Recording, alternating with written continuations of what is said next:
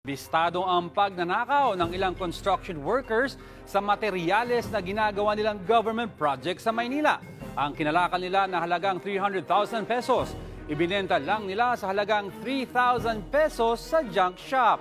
Magbabalita si Justin Punsalang. Simpleng junk shop sa unang tingin itong pinasok ng mga pulis sa Tondo, Maynila. Pero nang pasukin, tumambad sa kanila ang dose-dose ng naglalakihang mga piraso ng bakal. Halos lahat yan, ninakaw daw sa isang construction site. Habang nagpapatrolya po ang ating mga pulisan sa kinang mobil, nadaanan nilang isang komosyon.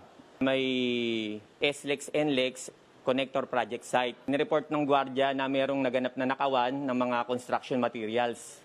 Linggo ng madaling araw nang maaktohan ng mga gwardya ang pagnanakaw sa Sampaloc. Mabuti na lang at nahuli nila ang isa sa mga sospek. Agad niyang inginuso ang mga kasamahan na isa-isang nalambat ng mga otoridad.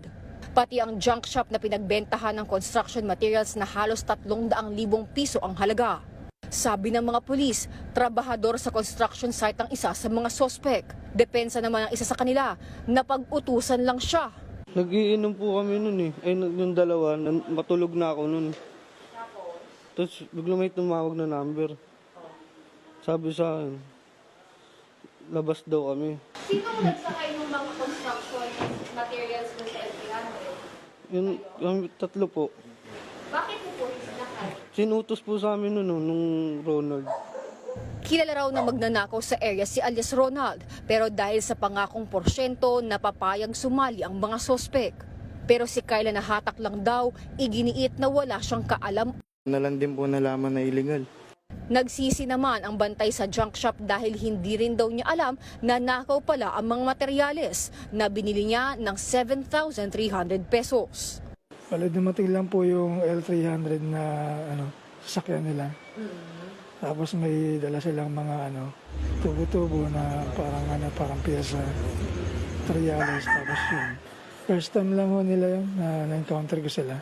Kakasuhan patuloy siya ngayon ng paglabag sa anti-fencing law.